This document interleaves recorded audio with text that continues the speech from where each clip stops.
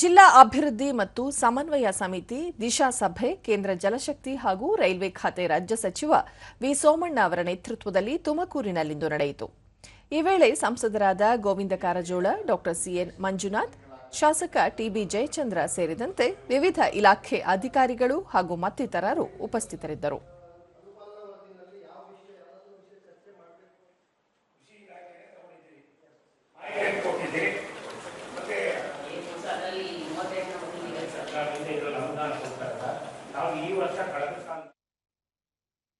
ಸಭೆಯಲ್ಲಿ ಸಚಿವ ವಿ ಸೋಮಣ್ಣ ಬೇಸಿಗೆ ಇರುವ ಕಾರಣ ಜನರು ಹಾಗೂ ಜಾನುವಾರುಗಳಿಗೆ ಕುಡಿಯುವ ನೀರು ಹಾಗೂ ಆಹಾರದ ಕೊರತೆಯಾಗದಂತೆ ಎಚ್ಚರಿಕೆ ವಹಿಸಬೇಕು. ತಾಲೂಕು ಮತ್ತು ಗ್ರಾಮ ಪಂಚಾಯಿತಿ ಮಟ್ಟದಲ್ಲಿ ಕೇಂದ್ರ ಸರ್ಕಾರದ ಪುರಸ್ಕೃತ ಯೋಜನೆಗಳನ್ನು ಸಮರ್ಪಕವಾಗಿ ಜಾರಿಗೊಳಿಸಬೇಕು ಎಂದು ಆದೇಶಿಸಿದರು.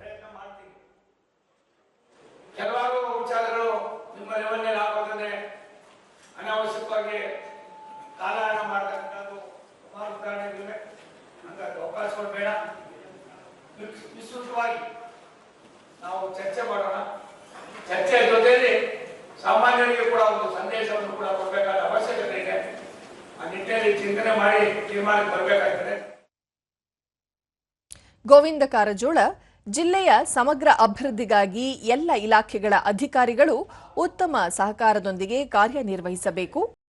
ಬೆಳೆದ ಬೆಳೆಗಳು ಸಕಾಲದಲ್ಲಿ ಪಾರದರ್ಶಕತೆಯಿಂದ ಖರೀದಿಸಿ ರೈತರ ಖಾತೆಗಳಿಗೆ ಡೆಬಿಟ್ ಮೂಲಕ ಸಕಾಲದಲ್ಲಿ ಹಣ ಜಮೆ ಮಾಡಬೇಕು ಎಂದರು. ಸರ್ಫೇಸ್ ವಾಟರ್ ಕೊಡ್ತೇವೆ, ಎಷ್ಟು ಹೆಕ್ಟೇರ್ಸ್ಗೆ ಗ್ರೌಂಡ್ ವಾಟರ್ ಕೊಡ್ತೇವೆ ಅಂದ್ರೆ ಬೋರ್ವೆಲ್ ವಾಟರ್ ಕೊಡ್ತೇವೆ ಅನ್ನೋದನ್ನ ಬಹಳ ಸ್ಪಷ್ಟವಾಗಿ ಹೇಳಬೇಕು. ಡಾ ಸಿಎನ್ ಮಂಜುನಾಥ್, ಕೇಂದ್ರ ಸರ್ಕಾರ ರೇಷ್ಮೆ ಉತ್ಪಾದನೆಗೆ ಹೆಚ್ಚಿನ ಮಹತ್ವ ನೀಡಿದ್ದು ರೇಷ್ಮೆ ಬೇಡಿಕೆ ಹಾಗೂ ಉತ್ಪಾದನೆ ಹೆಚ್ಚಿಸಲು ಹೆಚ್ಚಿನ ಕ್ರಮ ಕೈಗೊಂಡಿದೆ ಎಂದರು.